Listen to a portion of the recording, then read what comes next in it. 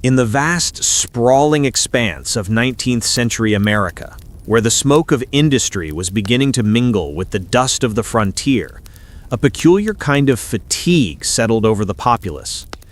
It was the 1870s, a decade of relentless, accelerating change. The telegraph wires crisscrossed the continent, delivering news and market reports at speeds previously unimaginable. City streets were growing brighter, louder, and infinitely more complex.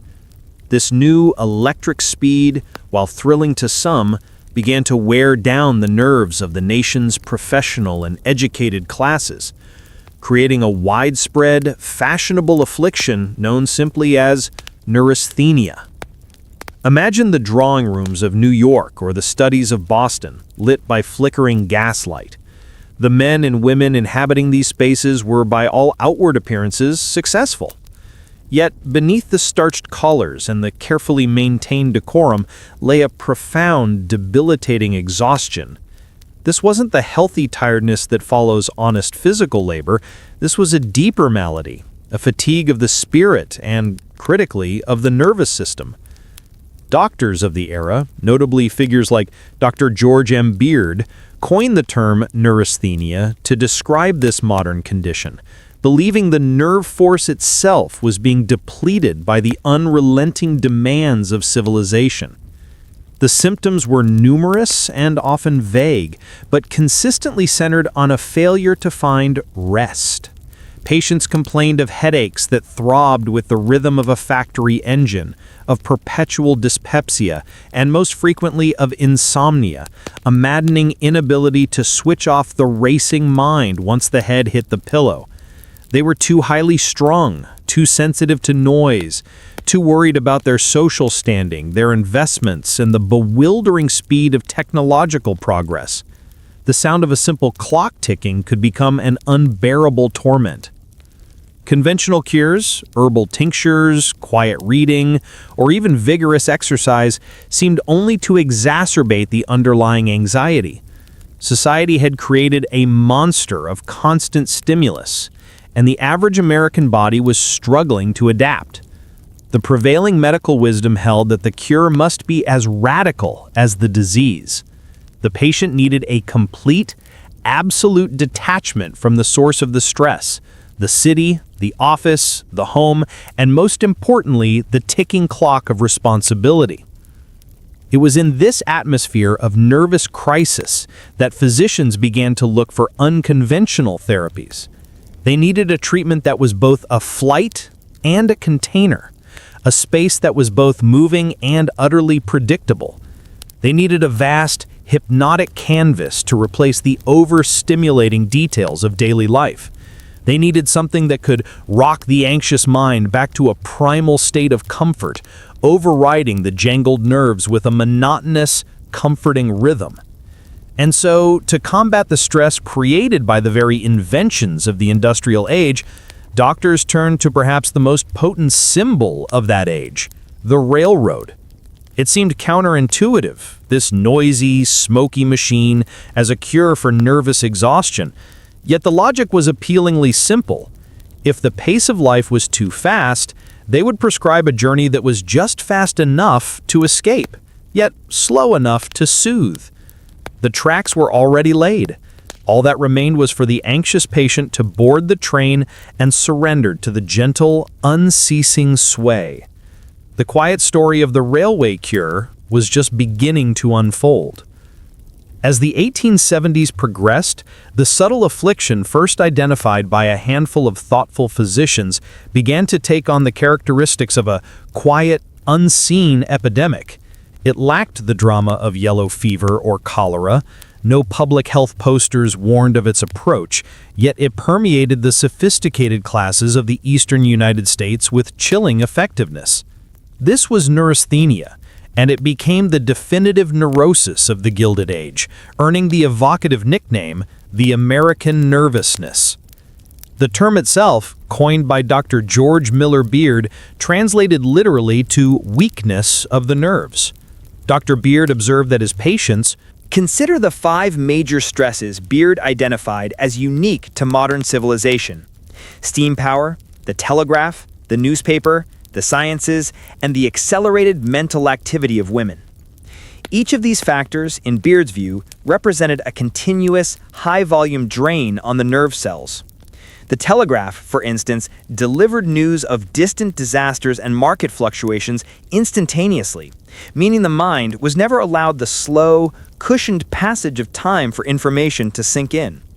The constant flow of newspapers ensured that even the breakfast table was a site of international stress and political turmoil. This constant mental bombardment meant the human brain was perpetually in a state of hyper-arousal, incapable of achieving the deep, restorative quiet necessary for true sleep. The mind of the neurasthenic was like a telephone exchange that never closed down. The lines were always busy, the little lights always flickering. When the patient sought rest, the relentless brain work, the worrying, the calculating, the self-scrutiny continued unabated. The nerve force that should have been used for digestion or other bodily maintenance was instead constantly diverted to processing the overwhelming data stream of urban life. Beard was emphatic that this was a disease of civilization, not of character.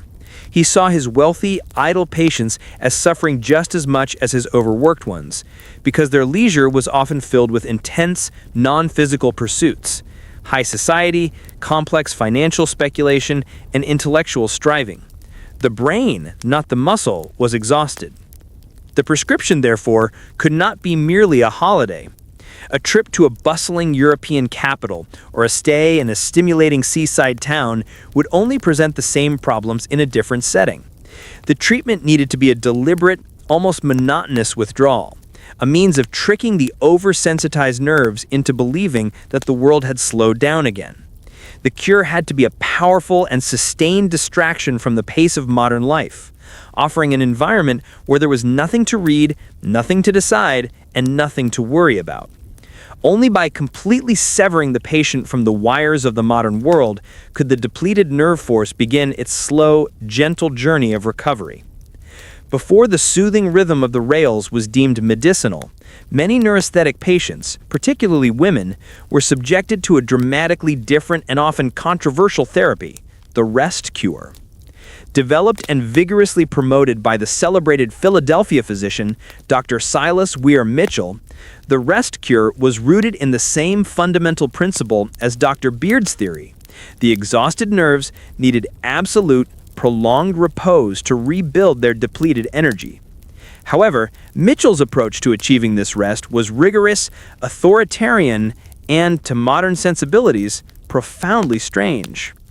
The logic behind the rest cure was total isolation and compulsory idleness. The patient, typically a woman of means, suffering from persistent fatigue, insomnia, and debilitating anxiety, was removed from her home, family, and all responsibilities. She was confined to a quiet, often darkened room where she was forbidden to sit up, read, write, or even feed herself. The cure demanded a near-total cessation of mental and physical activity, sometimes lasting 6 to 8 weeks or even longer. Imagine the atmosphere of such a confinement. The days stretched into a monotonous blur, broken only by the entry of the nurse, a figure of strict, unyielding authority. The patient was essentially treated as an infant, passive, dependent, and entirely controlled. The medical regimen was twofold: absolute rest and massive overfeeding.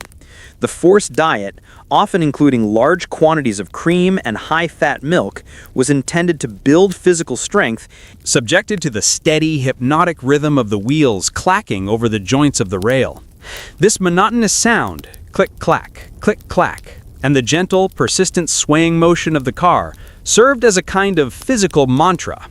It was a sensory input that was pervasive enough to occupy the surface layers of the mind, yet too predictable to provoke anxiety or deep thought. Doctors believed this predictable motion was capable of resetting the jangled nerves. Much like a baby being rocked in a cradle, the consistent, rhythmic motion of the train was thought to evoke a primal feeling of safety and comfort. It effectively replaced the erratic, stressful tempo of modern life with a slow, mechanical heartbeat, a soothing, audible pulse that promised continuation but demanded no participation. By prescribing long-distance travel, often spanning days or weeks across the American West or South, physicians were offering the patient a literal and symbolic cure. The patient wasn't merely taking a break, they were undergoing a treatment of displacement. They were traveling backward into a state of temporary and forced non-existence, allowing the vast, empty horizon and the ceaseless, gentle rocking to do the quiet work of restoring the depleted reservoir of their nerve force. The railroad car, initially conceived as a machine of commerce and speed, was being repurposed as a kind of moving sanitarium, the ultimate rest cure for the American on the move. The true genius of prescribing the train journey lay not just in the concept of escape, but in the highly specific physical experience the railroad provided. For the patient suffering from insomnia and chronic nervous agitation, the carriage was transformed from a mode of transport into a sophisticated therapeutic apparatus, what physicians began to conceptualize as the rhythmic cradle. The neurasthenic patient had a nervous system that was constantly on high alert, reacting violently to sudden changes, a slamming door, a shouted order, the abrupt ringing of a telephone. The train journey, by contrast, offered a world of almost perfectly predictable monotony. The therapeutic effect hinged upon two primary sensory inputs, the sound and the motion. First, consider the sound. It was the perpetual two-part percussion of the click-clack as the steel wheels passed over the expansion joints of the rails.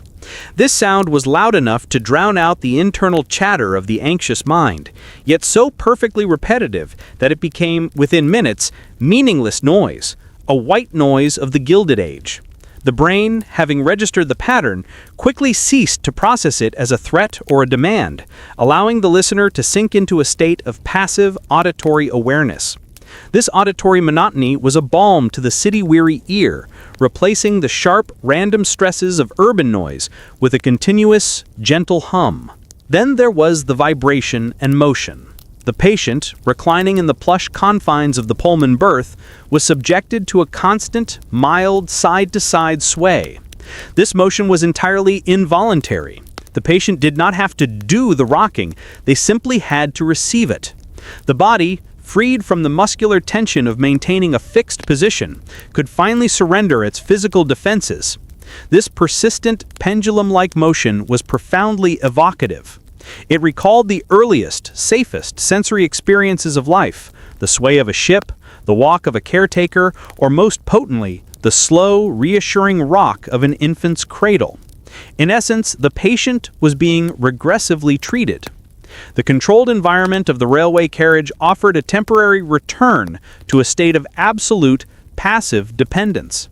The anxiety and sleeplessness rooted in adult responsibility were gently overridden by this powerful, almost hypnotic, physical reminder of safety. The gentle force of the locomotive, far from being stressful, was leveraged to perform the calming function of a... Once the decision was made to prescribe the railway cure, the choice of route became the next critical step in formalizing the treatment. Not all railroad lines were equally suited for the restoration of depleted nerves. The ideal journey needed two essential qualities: distance and monotony. For these reasons, many physicians specifically recommended the slow southern route. The lines stretching through the American South and Southwest were far less trafficked than the bustling main arteries of the Northeast. They moved with a more deliberate, unhurried pace, and crucially, they traversed vast stretches of undeveloped, often unpopulated territory. This lack of stimulating human activity, fewer towns, fewer telegraph stations, fewer aggressive changes in scenery, was precisely the environment the neurasthenic patient required. The landscape itself acted as a gentle, low-demand visual sedative. Imagine the patient settled in their plush compartment, the slow, humid air of the South drifting through the window screens. The train might proceed along routes connecting cities like Charleston or New Orleans to the inland territories, or perhaps follow the new, sprawling lines that cut westward toward Texas and California. These journeys were measured not in hours, but in days, often 5, 7, or even 10 days of continuous motion. The sheer duration of the trip was a key component of the cure, ensuring the patient was fully detached for long enough to break the cycle of anxiety. The Southern railways were also favored because they presented a distinct, almost timeless atmosphere. Instead of the relentless industrial clamor found between Chicago and Pittsburgh, the patient encountered fields of cotton, quiet forests, and the occasional sleepy station where time seemed to slow down entirely. The soft, dusty light and the repetitive sight of scrubland or pine trees were not meant to excite the mind, but to bore it into blissful surrender. The journey became a profound exercise in not looking for anything new or significant, allowing the brain's data processing centers to enter an unprecedented state of quiet disengagement. Furthermore, the southern routes offered a respite from the harsh northern winters, which were often considered physically taxing on the delicate nervous system. The warmer, consistent climate was thought to be inherently more soothing, promoting a deeper state of relaxation. The train ride, therefore, served as a temporary, moving climate cure, as well as a nerve tonic. The prescriptive nature of the journey extended to the schedule itself. Patients were discouraged from getting off at stops, except for necessary stretches of the legs under the watchful eye of a companion. The goal was to maintain the continuity of the rhythmic cradle. To break the journey was to risk reintroducing the stressful necessity of decision-making and interaction. The ultimate relaxation was found in the unwavering commitment to the rails, trusting the iron horse to carry the burden of movement, while the passenger attended only to the simple, meditative task of listening to the quiet, ceaseless click-clack beneath them. The slow-moving train became a temporary refuge from the 19th century itself. The success of the therapeutic train journey relied fundamentally on one magnificent invention, the Pullman sleeper car. George M. Pullman's creations were not mere rail cars. They were kinetic sanctuaries, designed to provide a level of comfort and aesthetic pleasure unparalleled in American travel. For the neurasthenic patient, the Pullman was nothing less than a moving chamber, a private, luxurious space optimized for gentle, necessary detachment. Stepping aboard a Pullman car, the weary patient immediately felt a sense of relief. Gone were the rough, utilitarian benches of standard coaches. Instead, they entered an atmosphere of hushed elegance. The interiors were a feast of Victorian design, featuring highly polished wood paneling, often mahogany or walnut, plush velvet upholstery, and soft, warm lighting from frosted glass fixtures. Everything was designed to absorb shock, dampen noise, and create an impression of solidity and permanence, countering the fragility felt by the patient's own nervous system. The key to the therapeutic effect, more vital than the dust itself, was the scent the air carried.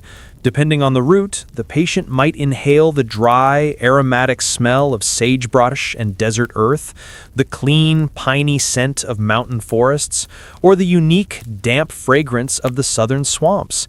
These natural odors, carried by the strong draft through the windows, were believed to possess curative properties, stimulating the blood and soothing the respiratory system. The nose, often jangled by the synthetic perfumes and stale air of city drawing rooms, was forced to confront the powerful, natural, and honest scent of the American landscape. Furthermore, the physical necessity of dealing with the elements offered a subtle therapeutic distraction. The patient, otherwise consumed by their own internal anxieties, was given a small, immediate external reality to manage, wiping the dust from a sleeve or adjusting the blinds against the glaring sun. These small, non-stressful actions provided a gentle anchor to the present moment, pulling the mind away from the endless loop of worry. The sheer volume of air rushing past the open windows was a constant, cooling force against the patient's fevered brow. It was a tangible, unstoppable flow that spoke of distance and freedom. The dust itself, a testament to the fact that the journey was indeed traversing raw, wild, restorative terrain, was accepted as the sacrament of the cure. It was a physical reminder that they were far from the contaminated, stationary life that had made them ill, riding a wave of motion and fresh air toward a quiet, eventual recovery. For all the clinical theories offered by Dr. Beard and the engineering marvels provided by the Pullman Company, The true measure of the railway cure lay in the experiences shared by the patients themselves. Did the rhythmic cradle and the endless horizon genuinely bring rest to the anxious, neurasthenic mind? The anecdotal evidence suggests that for many, the journey was a profound, if temporary, restoration. The most frequently reported benefit was the simple, beautiful return of sleep. Patients who had suffered for months from the agonizing wakefulness of insomnia often described falling into a deep, dreamless slumber on the very first night aboard the train. The combination of the steady click-clack sound, the gentle, incessant rocking, and the psychological relief of total detachment proved to be a powerful physical sedative. One account speaks of a weary banker who, after weeks of tossing and turning in his luxurious city home, slept so soundly in his narrow berth that the attendant had difficulty waking him for breakfast. Beyond the physical rest, the visual monotony of the landscape offered a powerful psychological balm.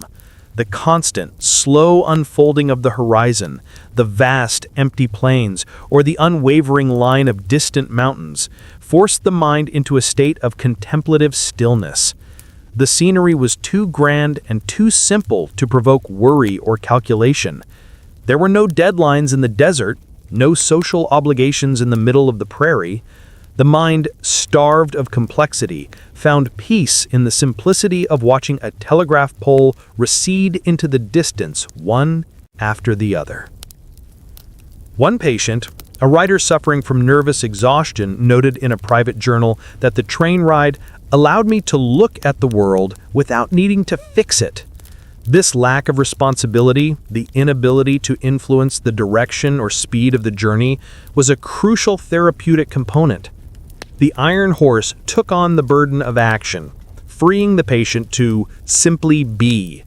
The symptoms of dyspepsia and headache often diminished as the anxiety that fueled them was starved of input.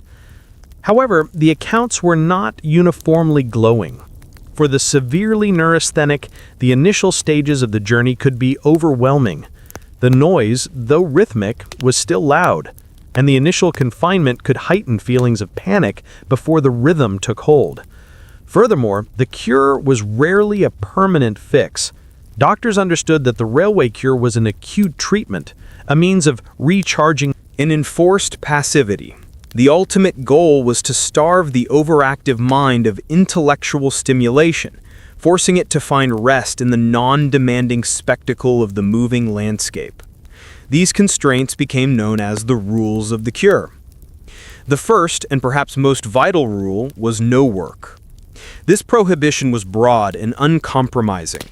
It meant no correspondence, no reviewing of business accounts, no writing of letters, and certainly no engaging in any task that required concentration or decision-making. For the anxious professional or the busy society matron, this total cessation of duty was itself a massive psychological relief, even if initially frustrating. The doctor's prescription served as an undeniable medical decree. You are forbidden from being useful. The second stricture was no reading of complex or demanding material. Newspapers, which Beard had identified as major sources of nerve strain, were often forbidden entirely, or at least severely limited. Novels that required intense emotional investment or intellectual deduction were similarly restricted.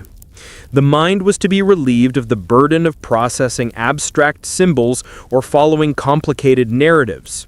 Simple, light poetry or devotional texts might be permitted sparingly, but the general atmosphere was one of literary deprivation. This removal of indoor stimulation paved the way for the core, mandatory activity, just staring out the window. This seemingly simple instruction was, in fact, the most profound therapeutic element. The patient was directed to sit or recline and simply observe the world unfolding outside the pane of glass. This exercise was a direct assault on the brain work that caused insomnia. The landscape was continuous, non-judgmental, and moved at a predictable pace. There was no need to memorize it, analyze it, or react to it. The patient's mind, accustomed to rapid-fire problem-solving, was given nothing but the slow, hypnotic procession of the horizon. The distant trees, the vast empty sky, and the blurred foreground rushing past served as a powerful form of visual sedation. It required attention without demanding effort. The sheer size of the Western landscape in particular was thought to put the patient's own worries into proper, small perspective. Their problems, so immense in the close confines of the city, seemed trivial beneath the enormity of the sky. The rules thus worked in concert. By eliminating all external demanding duties, work and reading, the patient was funneled directly into the single therapeutic activity, staring out the window. This enforced simplicity created a mental vacuum, filling the space previously occupied by anxiety and exhaustion with the monotonous, soothing reality of the journey. The rules of the cure turned the luxurious Pullman car not into a mobile office or library, but into a moving retreat dedicated solely to the quiet, vital process of watching the world go by and allowing the exhausted mind to finally surrender to the peace of motion. The golden age of the railway cure, though impactful for a generation of neurasthenic Americans, proved to be finite. As the